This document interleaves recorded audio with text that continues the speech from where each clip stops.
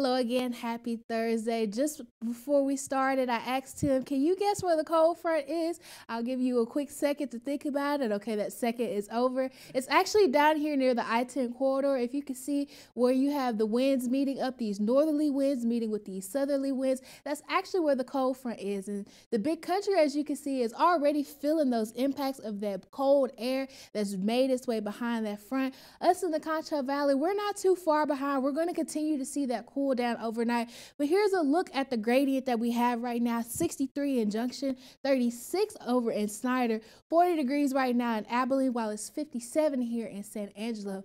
Overnight lows, we're all going to pretty much drop below freezing for the exception of this I-10 corridor. Mason going to be our warmest spot tonight at 36, 33 over in Sonora. We'll get down to 31 here in San Angelo. Abilene getting down to 28, 25 up in Snyder, even colder there now. That isn't enough for you. Wind chills in the morning can be down to the teens in some places. Snyder going to have the lowest wind chill value of 15 degrees. 26 will be ours here in San Angelo, 22 in Abilene. This is all going to be around 6 a.m. when the kids are waiting on that bus in the morning. So you definitely want to make sure they're bundled up and probably waiting inside because it's going to be way too cold to have anybody outside. And then tomorrow, we're not going to have a chance to warm up much. We're going to be seeing highs in the mid to upper 30s, but this I-10 corridor can make it to the lower 40s. We're looking at 41 in Sonora, 43 in Junction, only 39 we're going to reach in San Angelo, 33 up in Abilene. And if that isn't enough for you, we also have some wintry mix along with it. Let's take a look at the timeline of that now. Throughout the night tonight, we're going to see fairly quiet conditions. Around 1 a.m., we're going to start to see some rain along the I-10 corridor, a few sprinkles even in San Angelo. But then about 4 a.m., that's when we really start to see things ramp up.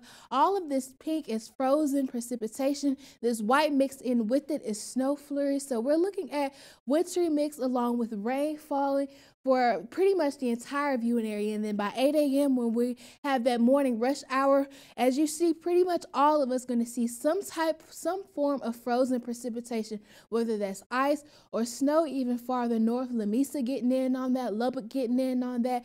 We're not looking at a huge chance of accumulation because things are so dry and the surface is actually going to be too warm to keep that stuff frozen, but it is going to create some trouble for travel in the morning when bridges or overpasses are those vulnerable spots that could see ice before anything else.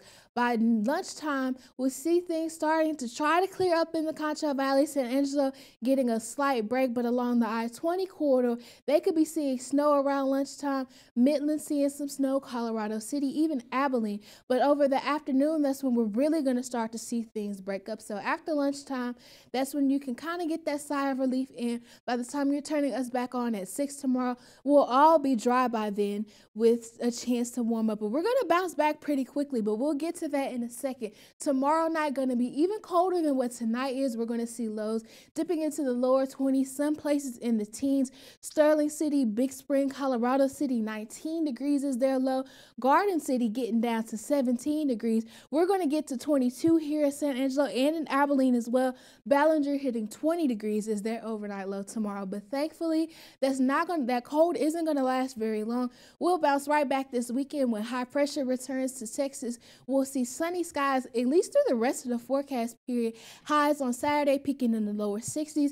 By this time next week, we can be back to the mid 80s. Same story for Abilene. They'll be a little cooler on Saturday, but bounce back up to the upper 60s by Sunday with lower 80s by this time next week. Back to you, Tim.